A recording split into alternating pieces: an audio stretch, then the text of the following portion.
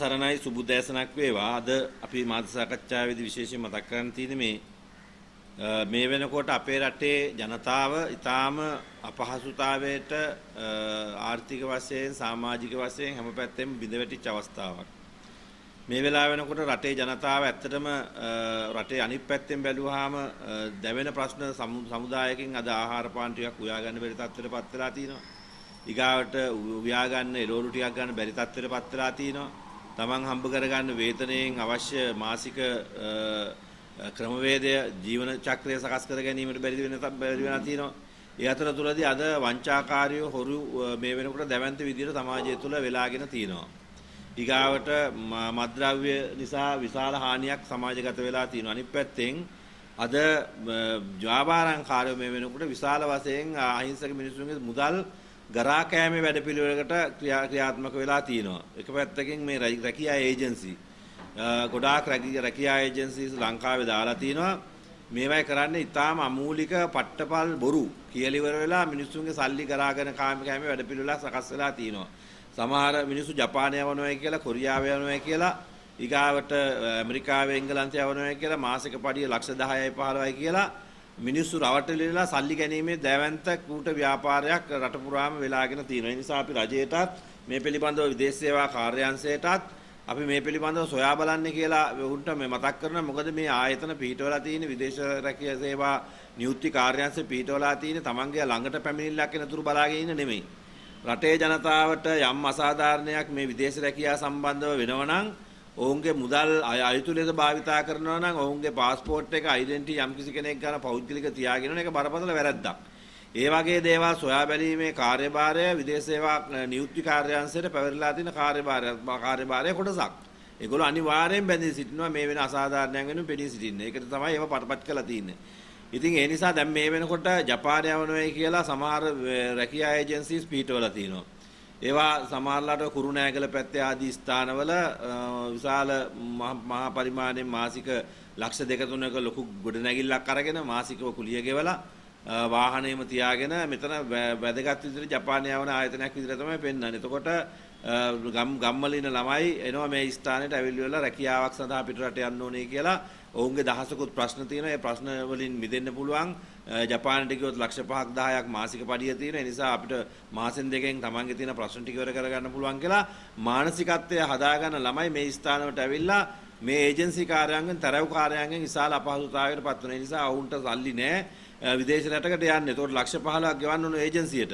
ඒතර ඔවුන් මොකද කරන්නේ? ගෙදර තියෙන ඔප්පුව ගිහිල්ලා මේ උගස්කරුවන්ට උගස් කරලා ඉවර වෙලා ලක්ෂ 15ක් අරගෙන මේ ස්ථානවලට සල්ලි දානවා. දාලි ඉවරලා මාස 4-5ක් විතර යනකොට අර ඒජන්සිය වැහිලා ගිහලා මේ වෙනකොට ඒ වෙනකොට ඒජන්සි කාර්යය මේක වහනකොට මේ ස්ථානේ වහනකොට ළමයි තරුණ ළමයි පිරිමි ළමයි සහ කාන්තාවන් 100කට වැඩි ප්‍රමාණයක් ලක්ෂ 15 ගානේ මේවට මුදල් ගෙවලා තියෙනවා. එතකොට ඔවුන් මේක වහලා දැම්මා.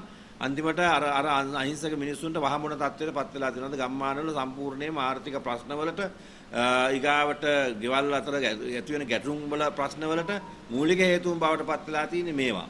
ඒ නිසා මේ වගේ ආයතන අනන්තවත් වෙනවා. සමාජලාට මේ විදේශ සේවා අමාත්‍යාංශයේ විදේශ කටයුතු අමාත්‍යාංශයේ ලියාපදිංචි වෙච්ච මේ රැකියා ආයතන තියෙනවා. විදේශ රටවල් වලට යවන. එයින් එකක් තමයි මේ ඇක්විල් කියලා කියන රැකියා විදේශ රැකියා ලබා දීමේ මේ ආයතනය.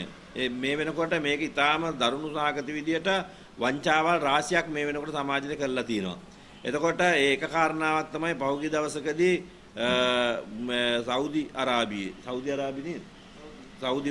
රටට යවනවා කාන්තාවක් නදීකා සුබෝධනී කියලා. එතකොට මේ කාන්තාව පිටරට යනකොට ඒ කාන්තාව මේ සෞදි රටට යවනවා. එතකොට පළවෙනි ස්ථානෙට ගෙදරකට විකුණනවා. ඒ ගෙදරින් සල්ලි නොලැබෙන නිසා දෙවෙනි ගෙදරට විකුණනවා. එතකොට මේගොල්ලෝ කරන්නේ මේ ඒජන්සිය කරන්නේ මේ කාන්තාව ගෙදරකට විකුණනවා. විකුණලා ඉවර වෙලා ඒ සල්ලි අරගන්නවා මේ ඒජන්සියට. එතකොට රුපියල් ලක්ෂ 15ක් විතර එක ගෙදරකින් මේ විදියට කාන්තාව විකුණලා මිලදී ගන්න. එතකොට මේක එක පැත්තකින් බැලුවහම මිනිස් ජාවාරමක් මිනිස් වහල් සේවය සඳහා ජාවාරම් කරුව බවට තමයි මේ රැකියා ආයතනපත් වෙන්නේ. එතකොට ඔවුන්ගේ වගකීමක් නැහැ. පළවෙනි ස්ථානෙට ගිහිලා විවිධ අඩන්තේට්ටම් වලට මුහුණ පාන සිද්ධ වෙලා තියෙනවා. දෙවෙනි තැනට ගියාම මේ රැකියා ඒජන්සියේ තරවුකාරයා මේ කාන්තාවගේ ඩෙන්ටි කාඩ් එකයි පාස්පෝර්ට් එකයි මේ තියෙන්නේ මේ පාස්පෝර්ට් එක ඒ සුබුදිනී මහත්මියගේ ඊගාවට එයාගේ ඩෙන්ටියත් ඒ පුද්ගලයා ගාව තියාගෙන ඉන්නවා පෞද්ගලික වශයෙන්. ඒතර සාමාන්‍යයෙන් අපි දන්නවා රටක එහෙම කෙනෙකුගේ පෞද්ගලික ඩෙන්ටියක් හෝ නැත්නම් හැඳුනුම් පත්‍රය සෝ විදේශ ගමන් බලපත්‍රය පෞද්ගලිකව කෙනෙකුට තියාගන්න කිසිසේත්ම බෑ. අධිකරණ නියෝගයක් මත යම් කිසි කෙනෙකුට තියාගන්න පුළුවන්කම ලැබුණත් පුද්ගලයාකට පෞද්ගලිකව මේ තියාගැනීමේ හැකියාවක් නැහැ. එතකොට දැන් මේ සුබුදිනී කියන කාන්තාව විදේශ රට වල සෞදි ස්ථානයක ගෙදරක ගෘහ සේවය සඳහා ඇතුළත් වෙලා තිනවා. එතකොට දැන් මේ පුද්ගලයා මේ පාස්පෝර්ට් එක තියාගෙන රියාල් 34000ක් ඉල්ලනවා මේ කාන්තාව දීපු ගෙදරින්. එතකොට මේක කියන්නේ මිනිස් ජාවාරම් කළා මිනිස්සු ගෙවල් වලට විකුණනලා ඒ ඔවුන්ගෙන් සල්ලි ගන්නවා මාස අවුරුද්දකට විතර මේ කාන්තාව විකුණන ඒ ගෙදරට. එතකොට ඒ කාන්තාවට 7-5ක්වත් ආදායම් මාර්ගයක් නැහැ. එතකොට ලක්ෂ 15ක් විතර මේ කාන්තාවගෙන් ගන්න. එතකොට මේ කාන්තාව පිටරට ගිහිල්ලා අවුරුද්දක් විතර බැල මෙහෙවරකම් කරන්න ඕනේ අර ඒජන්සිය සල්ලි ටික විතරක් පියවන්න. ඒතර මොනතරම් අසාධාරණයක්ද මේ වෙලා තියෙන නිසා මේක මිනිස් ජාවාරමක් විදියට මිනිස් වහල් විකිණීමක් විදියට තමයි මේක අපිට සඳහන් කරන්න තියෙන නිසා මේවා තාම බරපතල වැරදි.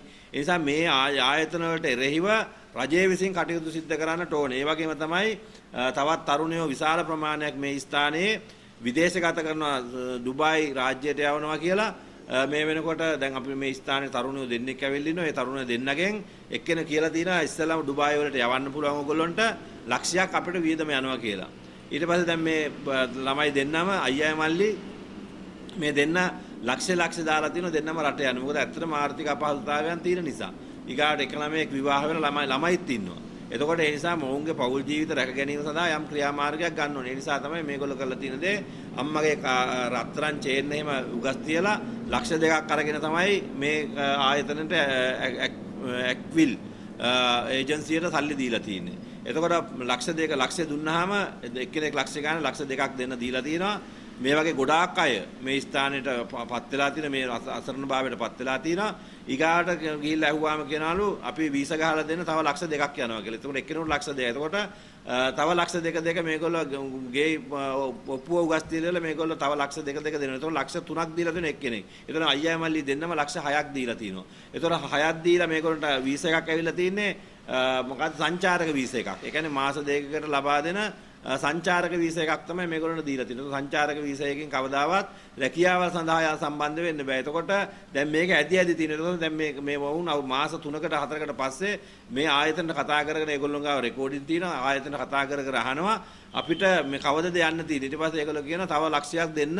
එතකොට තමයි යවන්න පුළුවන්. එතකොට දැන් මේක ලක්ෂ 3 දීලා තිනවා. ඊගාව ලක්ෂ 4ක් කරගන්න තමයි තවත් ලක්ෂයක් ගන්න. එතකොට මෙහෙම ගිහිල්ලා මේ මිනිස්සු ගෙවල් දොරවල් උගස් තියලා ඉවරලා ලක්ෂ 10 ලක්ෂ 50ක් විතර තව අවුරුදු 4-5ක් යනකම් මේ ළමයි මේ විදිහට රට යනවා. එතකොට මේව මොනතරම් වංචාසහගත ක්‍රියාවන්ද. එතකොට මේ රටේ ජනතාවගේ වගකීමෙන් පත්වෙච්ච ආණ්ඩු සහ ඒ ආයතන පත් කළ තිනවා විදේශ කටයුතු සේවා අමාත්‍යාංශය විදේශ සේවා නියුක්ති කාර්යාංශය මේවා පිළිබඳව සොයා බලන්න. එතකොට තානාපතිවරු පත් කළ තියෙන්නේ මේ අයට අසාධාරණ වෙච්ච අය පිළිබඳව සොයා බලන්න. ඒ නිසා අපි ඒ අදාළ ආයතන වලට කියනවා මේ පිළිබඳව සොයා බලන්න. ඒ වගේම අපි මේ පිළිබඳව පැමිණිලි දාන්නේ කියලා මේ ළමයින්ට අපි දැනුවත් කරලා තියෙනවා. ඒ ඉදිරි කාලය තුළදී පොලිසිය සහ ආදාළ ආයතන වලින් මොවුන්ට මේ පුද්ගලයන්ට එරෙහිව මේ රැකියා ඒජන්සි වහලා දාලා මේ මොවුන්ට විරුද්ධව රටේ තියෙන නීතියානුකූලව මිනිස් ජාවාරමක් මේ කරලා තියෙන. ඒකට එරෙහිව කටයුතු කළා වුන් අත්අඩංගුවට අරගෙන නීතිය ක්‍රියාත්මක කරන්න කියන කාරණාවත් මේ වෙලාවදී අපි මතක් කරනවා. නැත්තම් වෙන්නේ දවසින් දවස දැන් මේ ළමයි දෙන්නත් කියලා තව ටික දවසකින් කොහේ හරි ගයක් අරගෙන රැකියා ඒජන්සියක් කියලා නමක් දාගෙන ඕකට නිර්ණය කරගෙන මේගොල්ලොත් ජාවාරමකට පටන් ගනි. මේක තමයි වෙන්නේ. ඒ නිසා ලේසිම ක්‍රම එහෙමනේ සල්ලි හොයන්න.